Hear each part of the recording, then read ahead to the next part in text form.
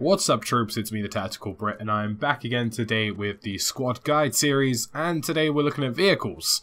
Now, if you haven't checked out any of the other videos, there are a metric ton of them on screen now. Everything from specialized classes to squad leading to building, it's all available on screen.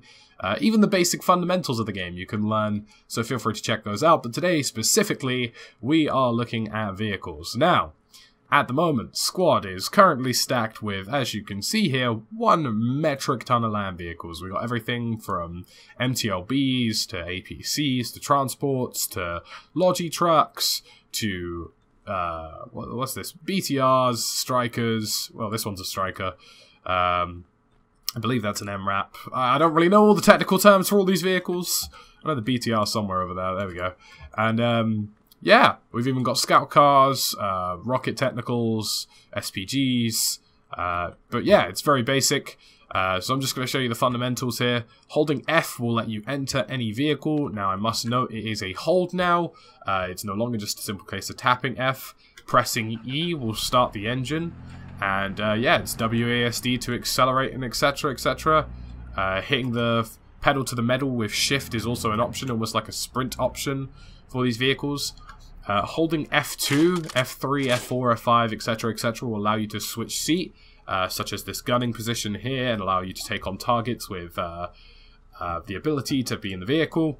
So this is just a simple light machine gun attachment. And holding F again will of course get you out. One thing worth noting as well is that when you park a vehicle up, it's actually worth pressing E again to turn the engine off. It makes the vehicle significantly less audible, which is pretty important. Now, most of these open-top vehicles that you're seeing here, like these ones, can be shot at. It is very possible to kill drivers and passengers by shooting at the vehicle. If you're on the gun, if you're in the driver's seat or passenger seat, you can be shot out of them. And that applies to any vehicle which has open window driving seats or has the ability for you to get on the back of the vehicle in some form or another to use the weapons. I'm just going to go over each vehicle here and go over any important notices. So I believe we have, what is this, either the transport truck or the Logi truck. It's quite difficult to distinguish the two. One of them has crates in the back, the other one doesn't really. So this one, let's jump on top of this. This will give me a much better view. Right, so we got the, I think both of these are actually transport trucks. Oh, that's the Logi. Alright, cool. So these are just simple transport trucks. They house a metric ton of people. Of course, they are very exposed to being destroyed. This is actually a Logi, conveniently enough.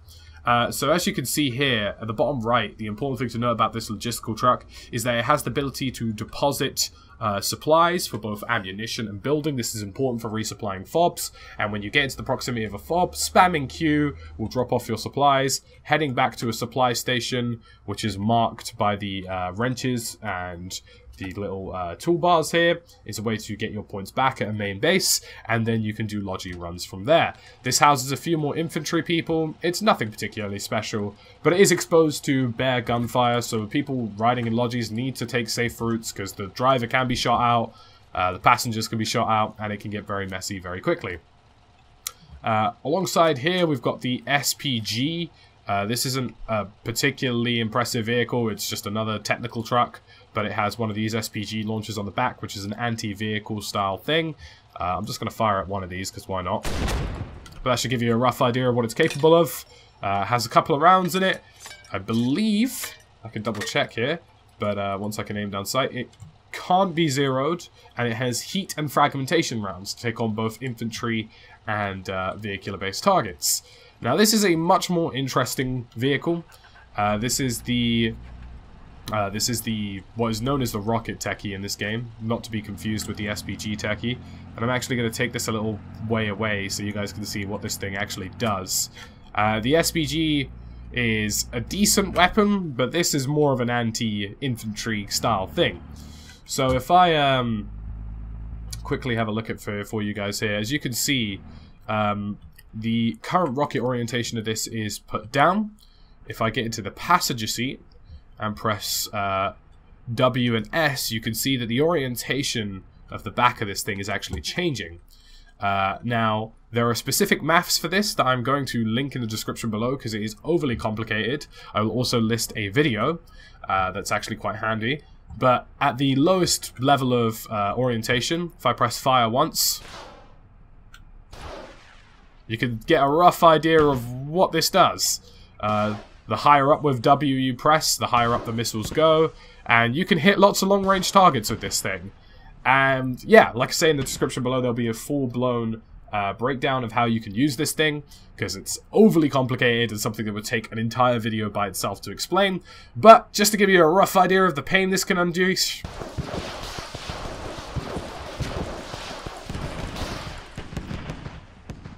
that's the kind of carnage this vehicle can basically unleash hell on. It can take out entire cliff sides, it can take out entire infantry units. It's effectively your mobile mortar, and it's pretty helpful in that sense. So yeah, a decent vehicle to have. Like I say, link in the description below if you want to check out how this bad boy works. It is a very complicated machine, and yeah, I'll leave it at that for now. Moving onwards, we have the scout car. The scout car is more or less just a mini armatured vehicle. It's not particularly heavily armored. Now, it has this open sort of view here, which isn't particularly useful, but in the secondary seat here, we have this armor-piercing incendiary round. Pretty handy. Pressing Q will allow you to zoom in as well. You can take on targets from distance, destroy emplacements and all sorts. As you can see, I can take out all of these ammo boxes of radios and stuff, which is pretty handy. And then if I believe you press F3, you have the scout scope, which is a third position to allow a 3-man team to scout out targets, range them, and take them on, which is all pretty cool. So that's the scout car for you. Very simple vehicle. Doesn't have a lot of seats, but it's well armored. We then got this bad boy, which is a transport truck kind of variant, but in the back of it, it's got this monstrosity. If I quickly switch on over, which is the fragmentation ZU-23 anti-aircraft cannon. Eventually, when aircraft are in the game, this is going to be pretty handy against helicopters, but it does the trick against infantry and a little bit against vehicles at the moment, I believe.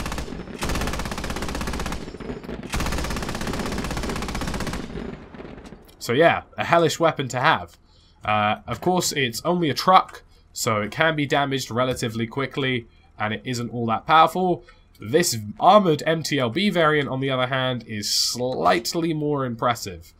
This bad boy here has a coaxial machine gun, which is pretty handy, and can be used against infantry.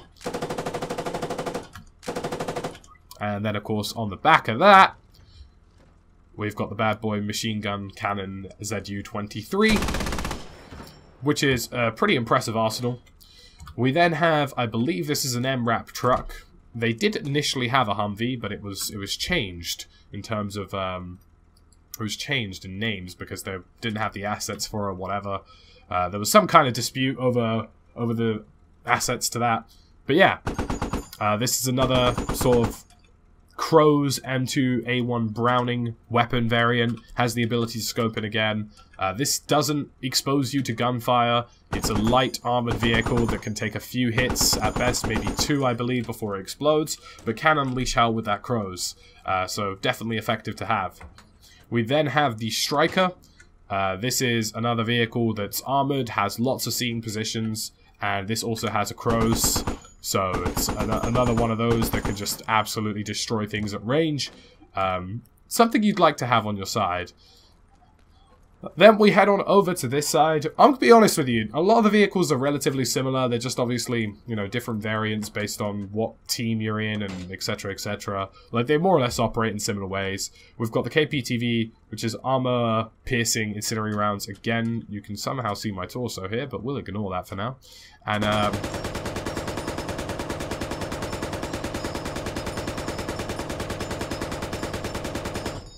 that should give you a rough idea of what this vehicle is capable of. This is the bad boy, if I'm honest. It's got a lot of rounds on it, and it has a lot of seating positions, and that gun that's armor piercing on top of the BTR is ridiculous. It's absolutely ridiculous. Similar situation applies to this one, but this is a 30mm armor piercing. And this is also pretty powerful in the grand scheme of things.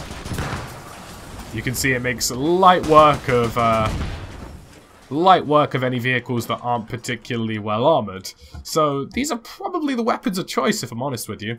We've got the MTLBs here, which have similar weapon setups as well to some of the heavy armoured stuff. This is another 30mm cannon. As you can see, does the business. Doesn't have particularly a large amount of ammo though, so does have to resupply quite frequently. And then we've got two more sort of MTLB striker variants that have their own machine gun placements as well. And yeah, that's more or less it. This is another coaxial machine gun, just like this has a slightly heavier machine gun on top of it. And these aren't particularly effective against vehicles, but definitely effective against vehicle drivers. So yeah, that's more or less it for vehicles, if I'm honest, guys. There isn't a whole lot else to show you. Vehicles are relatively simplistic in squad. You have to get them approved as a squad leader. If you're not a squad leader, you go up to a vehicle and press F and request approval. A squad leader will then right-click on the vehicle on the map and approve it, and you'll be able to jump in. If you are a squad leader, you simply just press F and it's yours. And yeah, they're incredibly handy.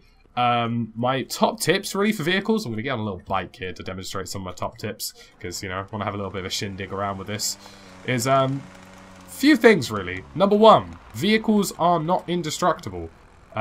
They can die quickly, especially against anti-tanks, especially against other vehicles. So don't do anything too stupid, because you will find yourself out in the open. Think almost as a vehicle as being like a reinforced infantry unit. If you find yourself too exposed or out in the open, you probably will get destroyed. That's really the best way to think of it.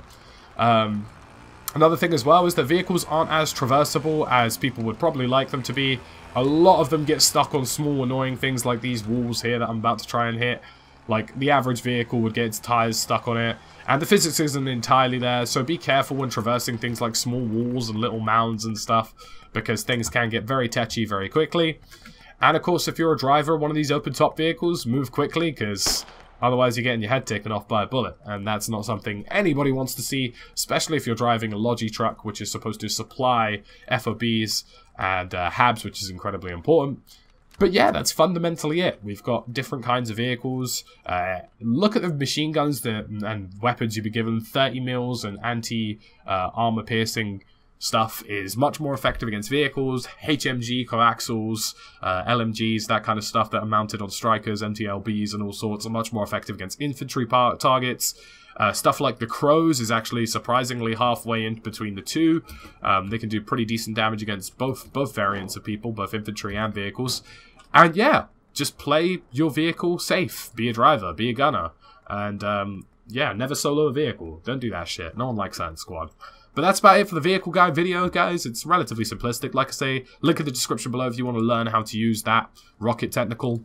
And that's about it for me today, The Tactical Brit. As always, thank you for watching, and I'll catch you again in another video.